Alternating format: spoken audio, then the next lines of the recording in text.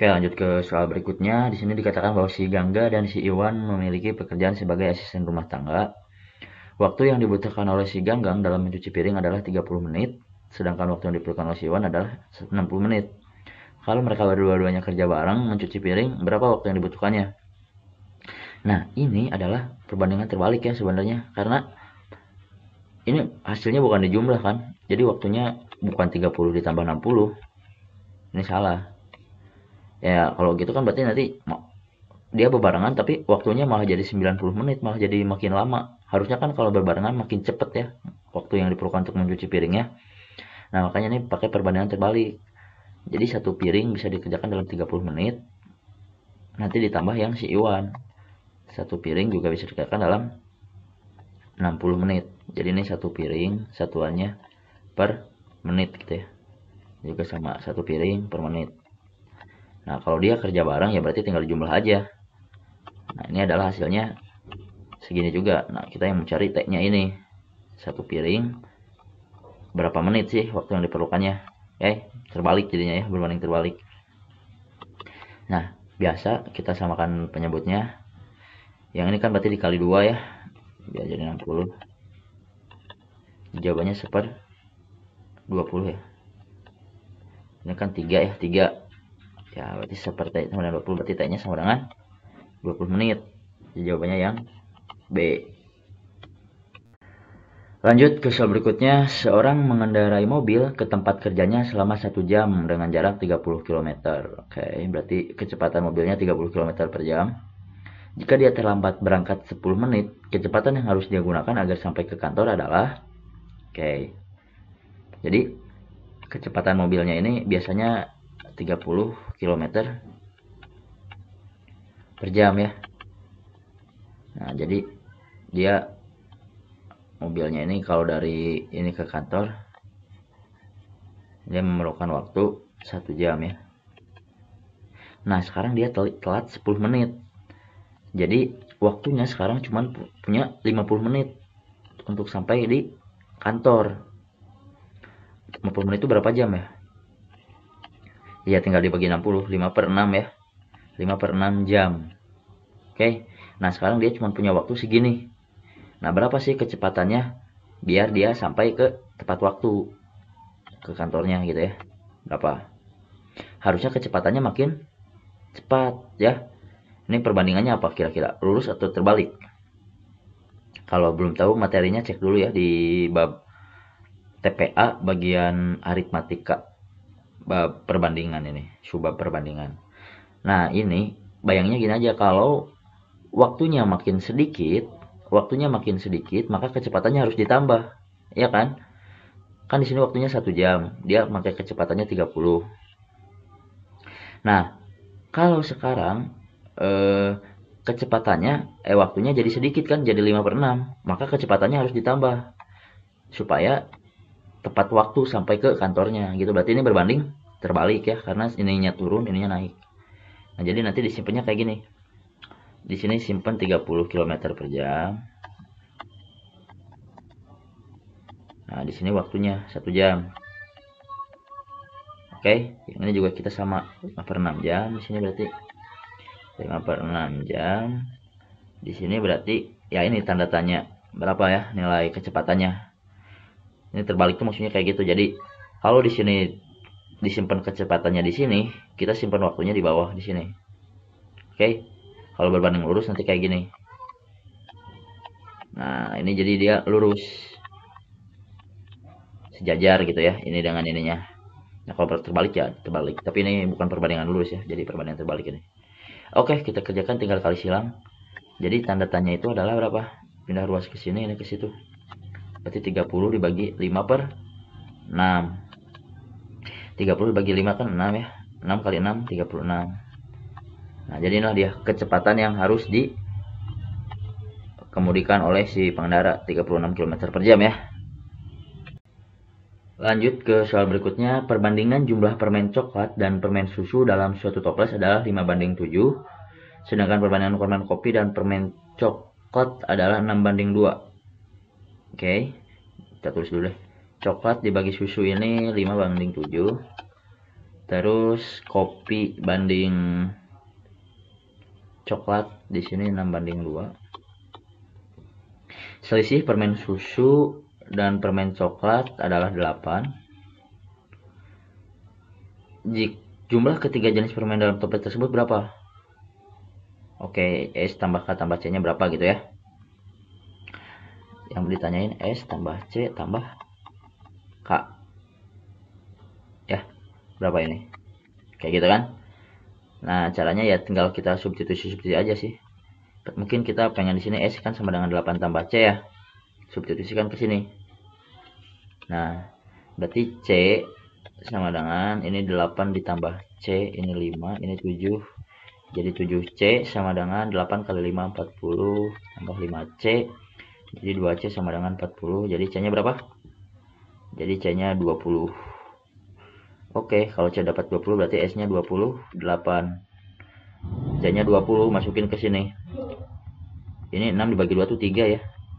Berarti K-nya di sini berapa? Sama dengan 3 dikali C atau 3 kali 20, 60. Jumlahin deh 28 ditambah 20 ditambah 60. Jadi sama dengan 108. Jawabannya yang B. Oke, lanjut ke soal berikutnya. Di sini ada dua mobil menuju suatu kota yang berjarak 450 km. Kecepatan mobil kedua dibanding kecepatan mobil pertama itu adalah 15, lebih cepat mobil kedua. Berarti kecepatan 2 ini kecepatan 1 ditambah gitu ya. Tambah 15. Waktu perjalanannya itu 1 jam lebih singkat dari waktu perjalanan mobil pertama. Oke, berarti T2 ini T1 dikurangi 1 jam. Nah, ini menurut kalian ini soalnya perbandingan ya. Perbandingan apa? Lurus atau terbalik? Bayangnya gini, semakin cepat kecepatan mobilnya, maka waktu yang diperlukan untuk menempuh suatu jarak, menempuh ke suatu kota lebih singkat ya. Kecepatannya makin tinggi, waktu yang diperlukan untuk sampai satu kota itu bakal lebih cepat harusnya, ya kan? Nah, berarti ini perbandingan terbalik. Oke. Berarti kalau di sini V1, di sini T1-nya kan terbalik ya. Berarti kalau di sini V2, di sini T2-nya. Nah, kita substitusikan aja. V2-nya itu adalah V1 ditambah 15. Di sini T2-nya adalah T1 dikurangi 1. Gitu ya. Nah, berarti di sini kita dapat peroleh bahwa V1 dikali T1 sama dengan V1 kali tambah 15 dikali T1 min 1. Berarti ini V1 T1. Di sini negatif V1. Di sini 15 T1. Di sini negatif 15. Yang ini bisa kita coret ya. Di sini ada V1 T1 juga kan. Coret. Nah, yang kita pengen T1-nya. Berarti T1-nya adalah berapa? Adalah negatif. Bentar. Oh iya, pindah ruasnya ininya. Pindah ruas ke situ. P1. Ini pindah ruas juga ke 1 ke sana. Tambah 15. Ini ada faktor 15-nya berarti dibagi 15. Nah, itu ya. Kita hapus dulu sedikit lambat. Nah, berarti T1-nya tadi kita peroleh adalah V1 ditambah 15 dibagi 15 ya. Nah, ini T1-nya. Nah, kalau kita kalikan kedua ruas ini dengan V1 ya. Nah, triknya di sini nih. Dikalikan dengan V1. Nah, ini adalah jarak yang ditempuh mobil 1 ya. V dikali T itu adalah jarak. Nah, berarti ini sama dengan 450. Berarti 450 sama dengan V1 kuadrat ditambah 15. V1 dibagi 15. Nah, berarti di sini 450 dikali 15 sama dengan V1 kuadrat ditambah 15 V1. Nah, ini jadi persamaan kuadrat ya. Ini kan jadi V1 kuadrat ditambah 15 V1. Yang ini pindah ruas ke sini, jadi dikurangi negatif 450 dikali 15 sama dengan 0. Nah, ini ternyata bisa difaktorkan. Bagus hasilnya. Yaitu V1 ditambah 90 dikali V1 dikurangi 75. Nah, berarti di sini V1-nya sama dengan negatif 90. Di sini V1-nya atau 75. Kita ambil yang positif. Jadi jawabannya yang A. Lanjut ke soal berikutnya. Dari 900 karyawan di suatu perusahaan diketahui 600 bekerja baik, 300 bekerja tidak baik. Oke. Kita bikin terus. Apa lagi? Jika 45 dari kinerja baik telah mengikuti pelatihan 12 dan 12 dari, kayak kita bagi deh, ini panjang ceritanya. Jadi yang 300 di sini 600 baik ya. Di sini 300 orangnya nggak baik, tidak baik. Jika 45 orang dari kinerja baik telah mengikuti pelatihan, nah di sini ada 45 orang yang telah mengikuti pelatihan katanya. 12 dari kinerja tidak baik telah mengikuti pelatihan. Di sini ada 12 orang yang ikut pelatihan tapi tetap tidak baik. Seorang karyawan akan dipilih secara acak. Tentukan probabilitas seorang karyawan ya. Tentukan probabilitas karyawan yang terpilih adalah yang mengikuti pelatihan. Tentukan probabilitas karyawan terpilih. Ya, kalau yang mengikuti pelatihan ya yang ikut pelatihan kan ada 45 ditambah 12. Berapa? 57. Dari ini probabilitas dari apa? Nah, seorang karyawan akan dipilih secara acak. Artinya nanti yang baik dan yang tidak baik dicampur ya ini.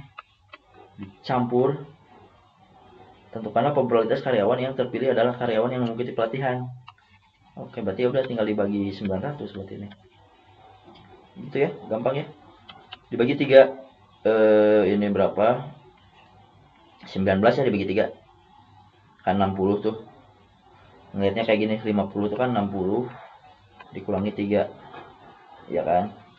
Nah, ini kalau dibagi 3 kan 20. Ini bagi 3 1. 20 kurangi 1 19. Ini bagi 3 300. Kayak gitu ya. Berapa hasilnya? Nah, oke. Ini berarti jawabannya yang ini mungkin maksud soalnya tuh sepertinya ya, harusnya karyawan yang terpilihnya itu bukan dari seluruh karyawan, tapi dari karyawan baik mungkin. Jadi berapa peluang kita memilih karyawan baik yang telah mengikuti pelatihan, gitu harusnya. Tapi ya udahlah, kita ralat aja. Berarti yang ini ada 19/300. Jadi jawabannya yang E ya. Lanjut ke soal berikutnya. Selisih dua bilangan adalah 6. Oke, jadi kalau X dikurangi Y ini 6. Dan jika kedua bilangan dijumlahkan hasilnya 32. Kayak gini. Berapa selisih dari kuadrat kedua bilangan? X kuadrat dikurangi Y kuadrat katanya. Lah, ini kan adalah X min Y dikali X plus Y. Ya, ini sering banget nih keluar ya. Ajaib. Berarti X min-nya 6, X plus Y-nya adalah 32. Ya, berarti tinggal dikalikan ya. Berapa tuh? 18, 6.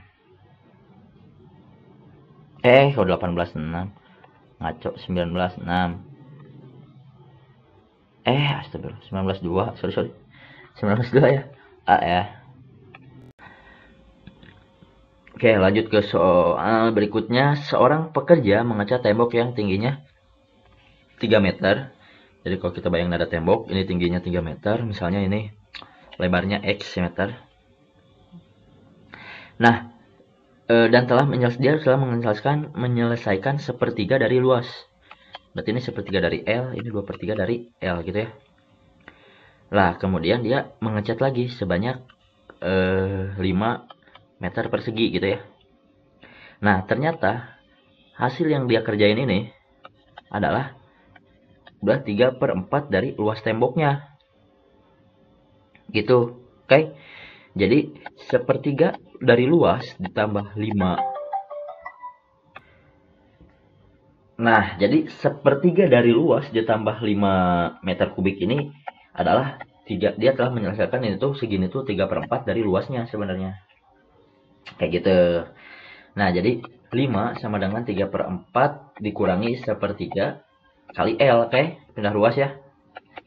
Nah, samain penyebutnya di sini 12, di sini 9, di sini 4. Jadi 5/12 L. Nah, luasnya berapa?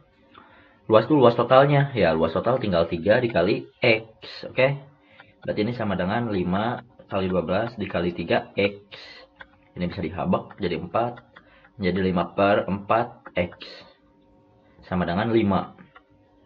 Ini. 5-nya bisa dicoret lagi. Berarti X-nya sama dengan 4.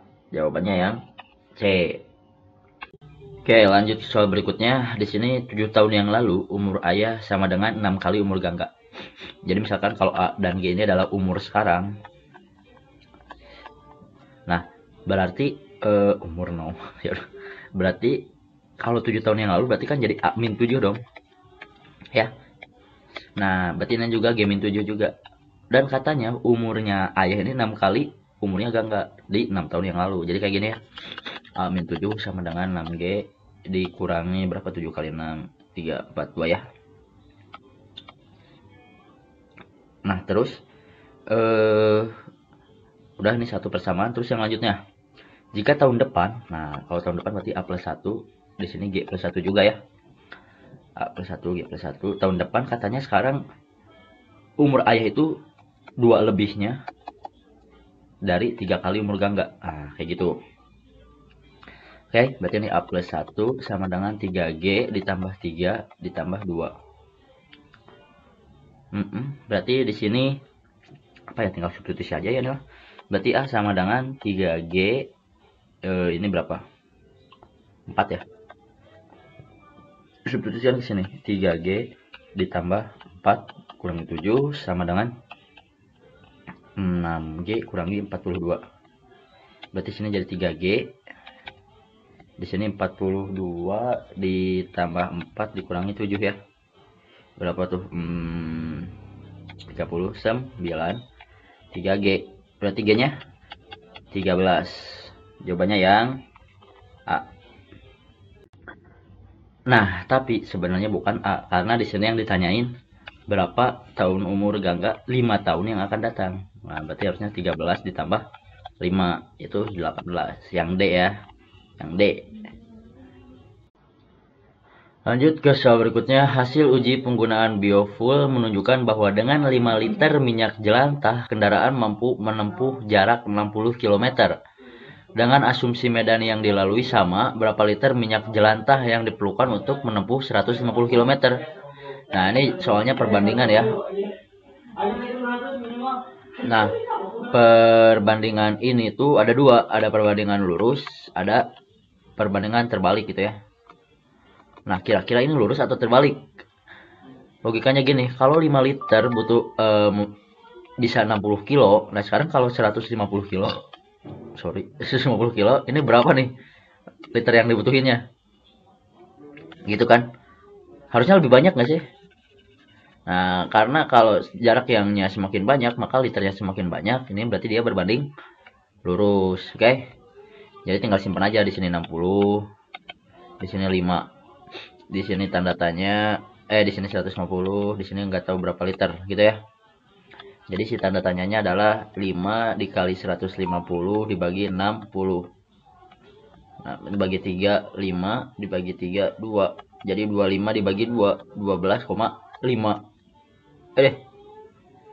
Jawabannya yang B. Bagong.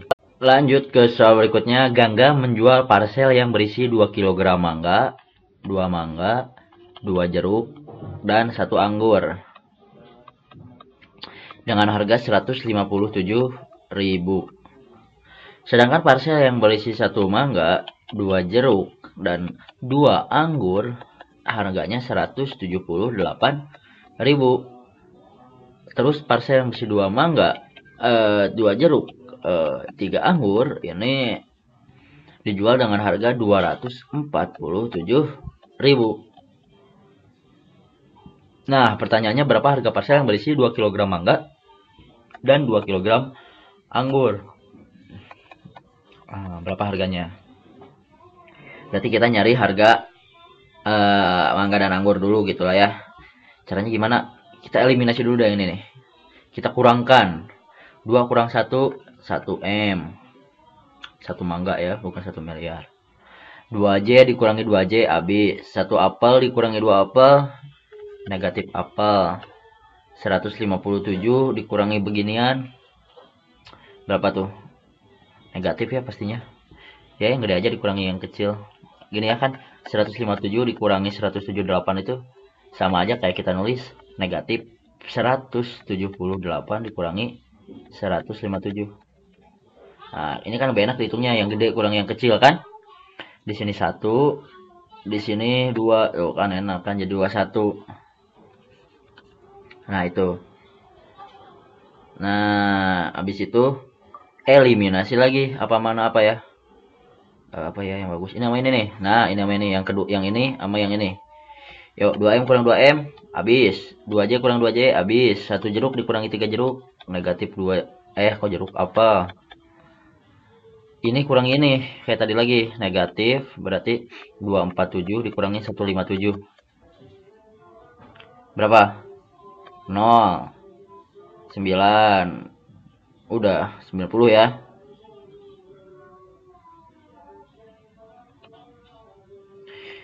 Nah, terus ini 90.000 ya maksudnya, 21.000, 90.000.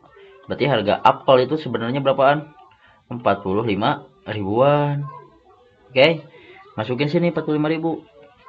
Nah, jadi harga mangga berapaan? Harga mangga berarti 45 dikurangi 21. Berapa?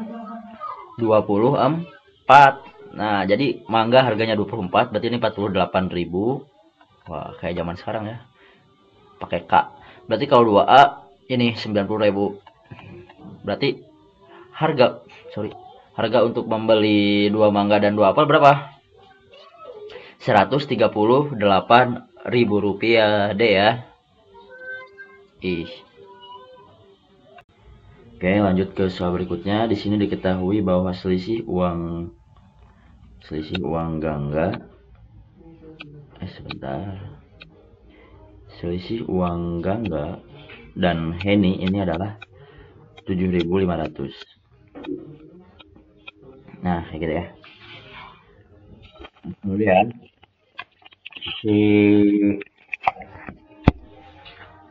jika 10% uang dari Gangga, 10% dari uang Gangga ini diberikan kepada Heni. Nah, maka ini katanya akan jadi 80% dari uangnya. 80% dari uangnya Gangga, kayak gitu ya. Nah, berarti di sini kita tinggal substitusikan aja ya. Di sini kan kita dapat G sama dengan 7.500 ditambah uangnya Heni.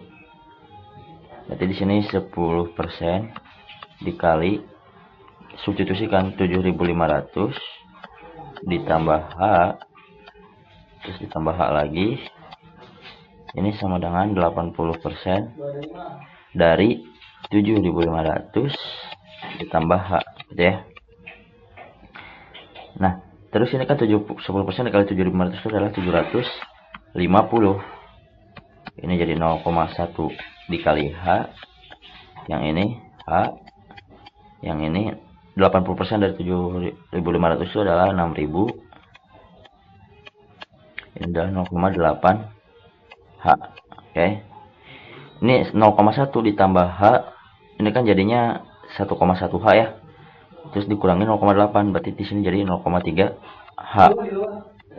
Terus ini 6.000 dikurangi 750 jadi 5.250. Nah, berarti hanya berapa? 5.250 dibagi 0,3 itu 17.500. Berarti uang si Gangga ya 17.500 tambah 7.500 berapa? 25.000. Nah, berarti ini uangnya sekarang jadi 42.000. Kalau dijumlahin ini 42.500 ya.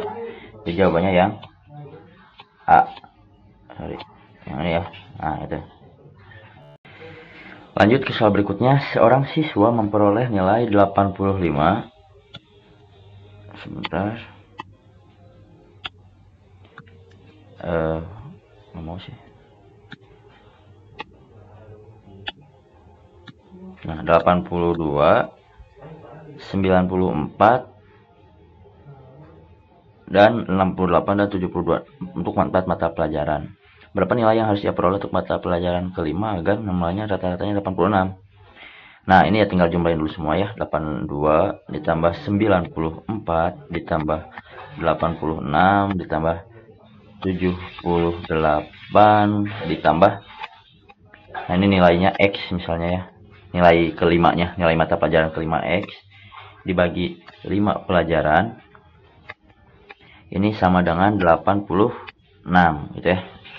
Yang kita jumlahin dulu ini 82 ditambah 94 itu berapa? 100 berapa ya? 150 ya.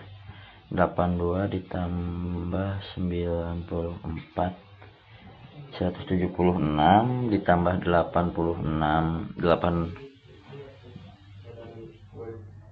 262 ditambah 78 340. Oke, jadi di sini 340 ditambah N 86 dikali 5 itu sama aja kayak dibagi 2, 43 berarti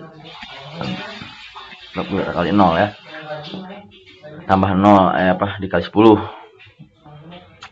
Nah, berarti nilai N yang harus ia peroleh adalah 430 dikurangi 310. Berapa tuh? 90 ya. Nah, berarti si ini harus mendapatkan nilai 90 yang E ya. Oke, lanjut ke soal berikutnya. Jika BC banding BD, kita gambar lagi lah segitiganya ya. Ini BC di sini banding ini B, ini C, ini D, ini E, ini A. Nah, B banding BC ini 3 dibanding dengan D itu 5. Yang ditanyakan adalah perbandingan segitiga ABC dengan ADE. Oke, kalau segitiga ABC itu kan ini apa, setengah ABC dikali AB kan. Kita bandingkan dengan segitiga ADE, berarti setengah DE dikali AD. Setengahnya kita coret, BC-nya kita dapat 3, DE-nya 5 ya. Nah, sekarang AB banding AD-nya berapa? AB banding AD. Nah, ini dapat dari perbandingan segitiga juga. Ini soal segitiga itu bandingnya lurus. Jadi kalau di sini BC, kita bisa di sini pakai AB. Oke. Di sini DE, berarti di sini AD. Nah, berarti sama nih perbandingannya BC dan AD, yaitu 5 banding 3 juga. Kebalik. 3 banding 5 juga. Berarti di sini 3 banding 5 juga si ABBD-nya ya. Nah, berarti kalau gitu ini 9 dibagi 25. Ada ya, D ya. Lanjut ke soal berikutnya. Di sini diketahui bahwa dari survei terhadap 150 orang, jadi ada 150 orang ya di sini. Nah, 114 orang diantaranya pernah makan di restoran, berarti di sini ada 114. Berarti di sini sisanya yang belum pernah makan ada berapa nih? 46 ya? 36. 36 belum pernah makan di restoran berarti ya. 114 orang pernah makan di restoran, terus 90 di restoran A. Pernah makan di restoran A. Itulah, anggap aja A. 98 orang pernah makan di restoran B. Udah, ini berarti nggak usah dulu ya. 98 ya. 98 pernah makan di restoran B. 12 orang tidak pernah makan di restoran A atau B. Nah, ini yang di luar, harusnya 12. Yang dibahas ini maka yang mungkin merupakan jumlah orang yang pernah makan di restoran A dan B. Nah, berarti ini ada irisannya sebenarnya ya. Jadi nanti beririsan kayak gini. Nah, yang dicari ya ini berapa nih yang pernah makan di restoran A maupun B. Gampang ya ini. Pertama 150 dikurangi 12 dulu. 150 dikurangi 12 itu berarti artinya ini adalah 138. Nah, 138 orang ini tuh berarti yang pernah makan di restoran A atau B gitu ya. Nah, tapi kalau kita jumlahin orang-orang di sini 144 ditambah 98 itu hasilnya berapa? Di sini 2 1 212 ya. Nah, padahal yang cuma makan di restoran A dan B itu cuma ada 138, tapi ternyata ketika kita jumlahin pengunjung di restoran A dan pengunjung di restoran B ada 212. Nah, artinya 212 dikurangi 138 ini adalah orang yang makan di kedua restorannya. Oke, berarti berapa tuh? Berapa ya?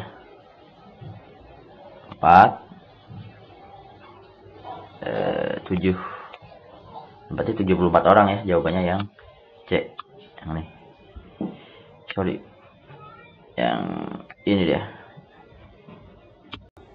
Lanjut ke soal berikutnya. Apabila sebuah lingkaran P memiliki jari-jari R.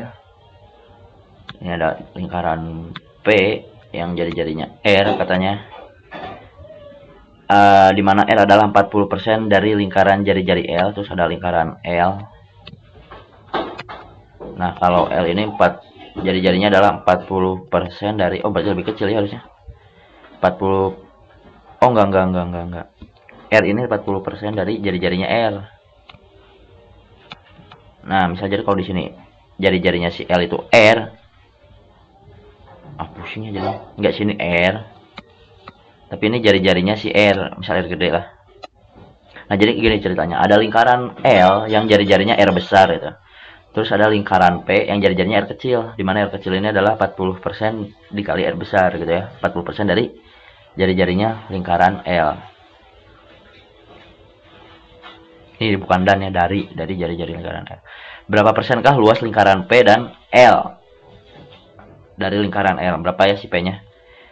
Ya, ini gini aja, kita hitung aja luas si P-nya berapa. Di sini kan kita tahu bahwa luas si L ini adalah pi dikali R kuadrat ya. Nah, sekarang luas dari si P. Luas dari si P itu berarti kan pi dikali 0,4 R kuadrat. Itu kan jari-jarinya si P kan ya. Jadi pi dikali 0,16 R kuadrat ya kan. Nah, kalau dilihat ini 0,16 dikali pi R kuadrat. Nah, sedangkan pi R kuadrat sendiri adalah luasnya si L. Jadi ini 0,16 L, luasnya L. Oke. Nah, jadi si LP ini adalah 16% dari luasnya si L. Oke, jadi jawabannya yang A.